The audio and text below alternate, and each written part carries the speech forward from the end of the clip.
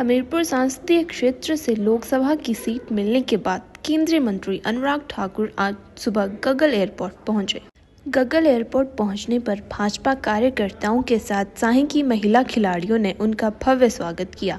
आपको बता दें कि पिछले कल भाजपा की ओर से हिमाचल लोकसभा चुनाव को लेकर हमीरपुर और शिमला संसदीय क्षेत्र से 2 उम्मीदवार चुनाव के लिए घोषित किए हैं, जिसमें आज सुबह हमीरपुर संसदीय क्षेत्र से अनुराग ठाकुर का गगल एयरपोर्ट पर भाजपा कार्यकर्ताओं द्वारा गर्मजोश से स्वागत किया गया।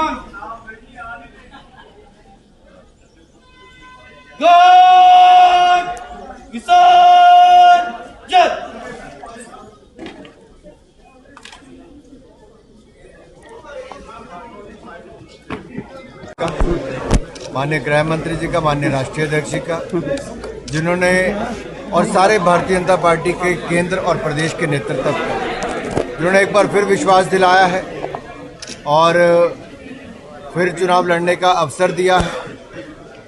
हम प्रयास करेंगे कि मोदी सरकार की उपलब्धियां घर घर तक पहुंचाएंगे और जो करोड़ों लोगों को मोदी सरकार का लाभ मिला है और देश का चहुमुखी विकास हुआ है उसको जन जन तक लेकर जाएंगे और एक रिकॉर्ड जीत दर्ज करके हिमाचल की चारों सीटें मोदी जी की झोली में डालेंगे और फिर एक बार 400 पार नरेंद्र मोदी जी की सरकार बनाकर दिखाएंगे। सर, क्या कहना चाहेंगे?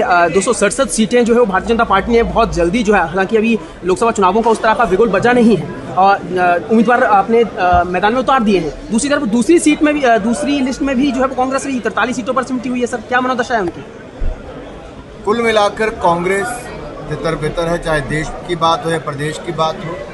और मैं तो ये कहना चाहता हूँ, एक और मोदी सरकार की उपलब्धियाँ हैं तो दूसरी ओर कांग्रेस और उनके गठबंधन दलों का अहंकार है, घमंड है।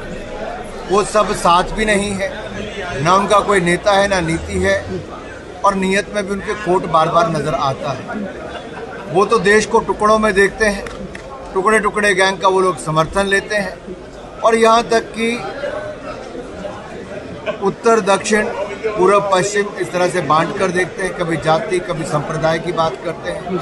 लेकिन नरेंद्र मोदी जी सबका साथ, सबका विकास और देश के कल्याण और गरीब कल्याण की बात करते हैं।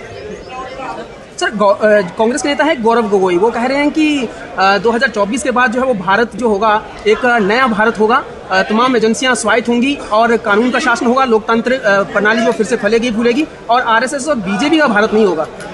देखिए, जो संवैधानिक संस्थाओं में विश्वास नहीं रखते 60 साल राज करने के बाद वही कांग्रेस पार्टी जो हर चीज पर प्रश्न चिन्ह खड़ा करती है। जनता ने उनको 2014 में भी उतनी सीटें दी कि उनका प्रतिपक्ष का नेता नहीं बन पाया।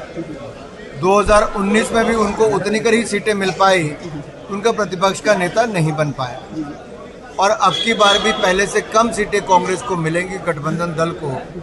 और उसका बड़ा कारण है कि उनकी नकारात्मक राजनीति और ये नकारात्मकता ही उनकी कहीं ना कहीं उनको पीछे लेकर जा रही है। उनके पास विकल्प नहीं है कि कौन सा मॉडल वो देश के सामने पेश करे। जहां जहां कांग्रेस ने बड़े बड़े वायदे किए थे उतने झूठे दिखते नजर आए, उतनी उनकी गारंटियां फेल हुई। देश में एक ही गारंटी चलती है, मोदी की गारंटी। सर, एक तरफ भाजपा बोल रही है और आप भी खुद कह रहे हैं कि मोदी की गारंटी है, दूसरी तरफ जो है वो नारी न्याय गारंटी योजना जो शुरू की है लोकसभा चुनावों से वक्त पहले कांग्रेस ने।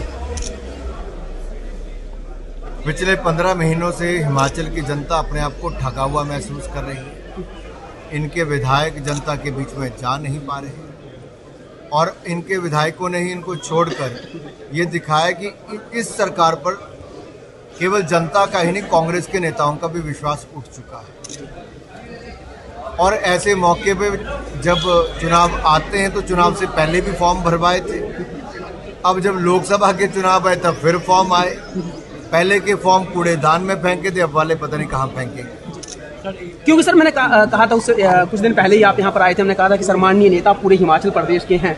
अभी किस तरह की चुनौती आप देखते हैं, क्योंकि चुनाव आगे होने वाले और यहाँ प्रदेश में सरकार जो है वो कांग्रेस की है। कहा यह जाता है, माना यह जाता है कि जिसकी सत्ता में होते हैं जो भी पार्टी, वो कहीं ना कहीं धन बल का भी प्रयोग होता है चुनावों में, सत्ता के रसूख का भी और मशीनरी का भी दुरुपयोग होता है। तो ये सब चुनौती मानते हैं सर आप? देखिए, लोकतंत्र में जनता से बड़ी ताकत कोई नहीं।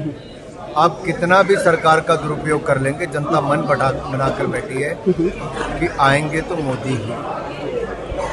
और फिर एक बार मोदी सरकार की मन लोगों ने बना लिया है। इनकी सरकार 2014 में भी थी, तब भी चारों की चारों सीटें जीते थे, अब की बार भी चारों की चारों सीटें ही जीते।